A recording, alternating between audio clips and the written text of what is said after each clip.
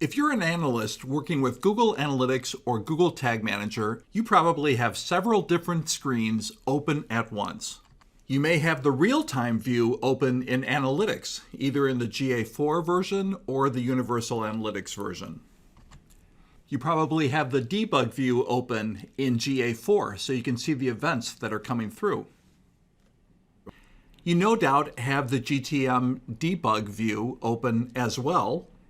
And you probably have the Developer Console open, looking at elements or console or sources, whatever you need to look at. Well, I want you to add one more thing to that Developer Console, and that's the GTM GA Debug Chrome extension, which can supplement or replace a lot of those screens. The link is in the comments below. Hi, my name is Fred Pike. I'm a managing director at Northwoods, a digital agency in Milwaukee, Wisconsin. And today I want to talk to you a little bit, show you some highlights of the new version of GTM GA Debug from David Vallejo. It's been a year in the making, and I just want to touch some of the highlights and why I love it so much after just one day. Let's dive in. When you first download GTM GA Debug from the Chrome Web Store, it's probably going to show up here in your extensions bar. What we're going to do is use GTM GA Debug to look at three different websites. We'll start with the Northwoods site. I'm going to press F12 to call up the Developer Console, and I'm going to move to GTM GA Debug. So this is now added into the bar in the Developer Console, and you can either refresh the page or click here to start debugging. The first thing that happens is that you have all your information broken out into four different categories. Let's start with the GTM GTag one. So GTM GTag is what is sending the hits to GA, of course. And you can see that there have been 5 events that have happened so far. The 3 standard Google Tag Manager events. We have a GTag event for optimized callback, and then we have a custom event for after load.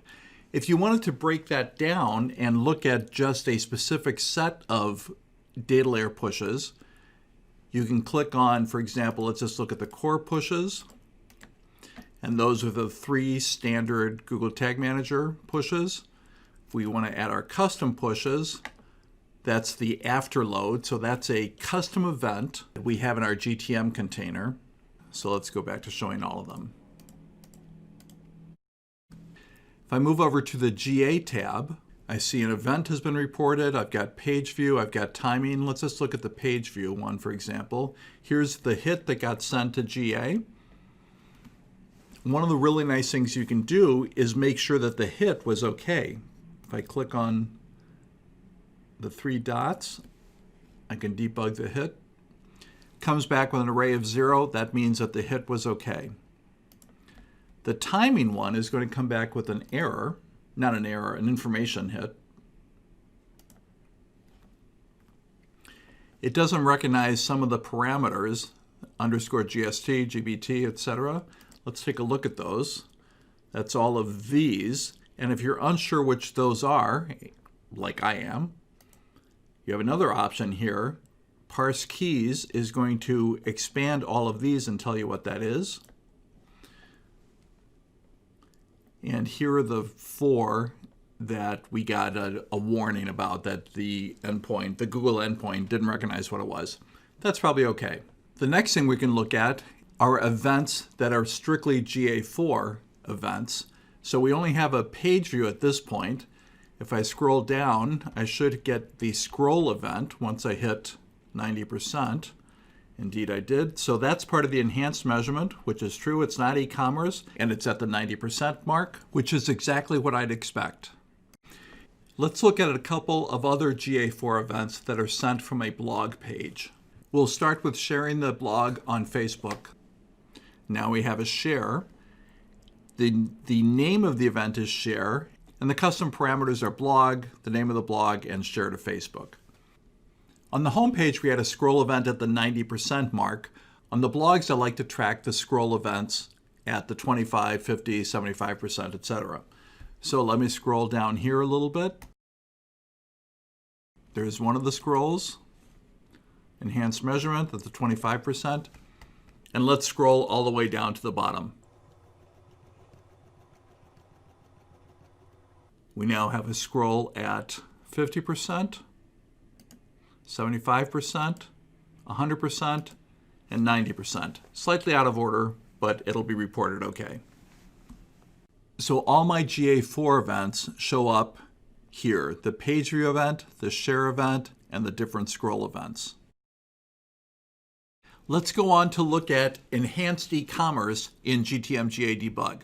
I'm on porterandyork.com. Let's start our debugging. And enhanced e-commerce is going to be here. Notice that it is still grayed out, so there's nothing that's being reported yet. If I scroll down the page just a bit, I'm going to start firing some EEC or enhanced e-commerce stuff. Let's take a look at what's happening here. First, let's start in the GA side. We have an event, product impressions, and if we take a look at that, it's listing the items that are in the slider here. So you can see it here, but it's not the clearest presentation. If you want a nice clean presentation, go to the EEC tab.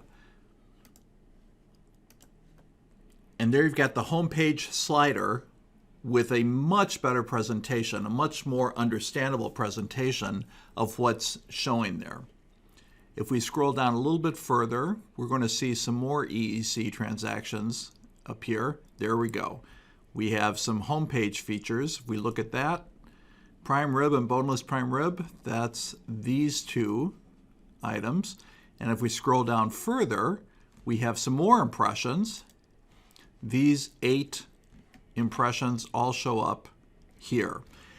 So that's really one of the things I love about the GTM GA Debug is the nice way it presents enhanced e-commerce transactions. Can you use this to debug an enhanced e-commerce implementation? Absolutely. Let's look at one more site and figure out how we can use it to debug. The last site we'll look at is one of my favorite brands, Patagonia, which normally does great things with all digital marketing items, but they do have an EEC issue going on. Before we get to that, I want to show you one thing in the GA section, which I didn't talk about last time we were here. Notice that we have 2 different page views going to 2 different Universal Analytics properties. There are these nice filters in the GA section where you could look, for example, at just all the page views and events that go to that property and get rid of everything else. You could also filter on the hit type. So if you just wanted to see events, you can see that. Or if you just wanted to see page views and events, you can do that, get rid of the events. So there's some great filtering built into GTM GA Debug. Now let's look at the issue that we're having with EEC on Patagonia. When we were looking at Porter and York, these items were showing up in EEC, but it's not like GTM GA Debug is magically going out to the page and figuring out what's on there. The information is being pushed to the data layer by the website, and GTM GA Debug is just reading the data layer. So let's see what happens over here on Patagonia. We have items in a view list.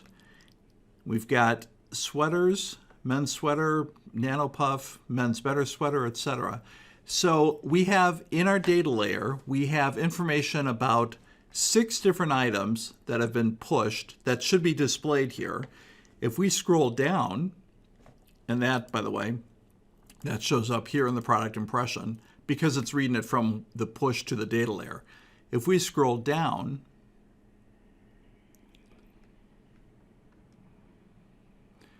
the first thing that shows up is men's fleece, 48 items, which is obviously very different than 6 items.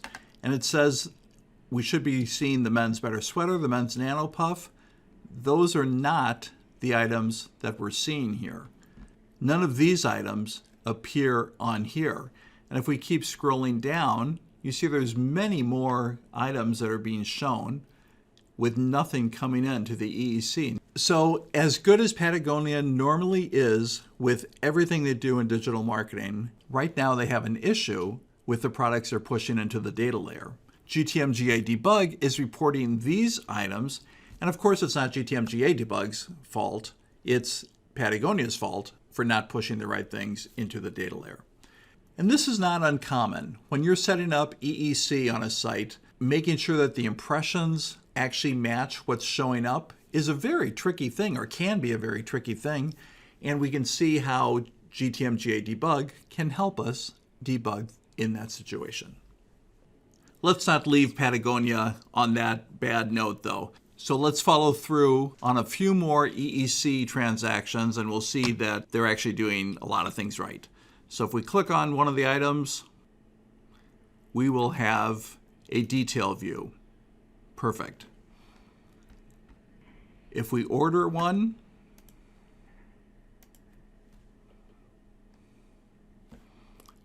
we have an add to cart.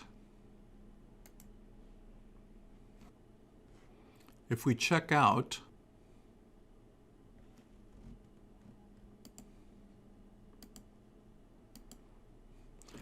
we have checkout step 2.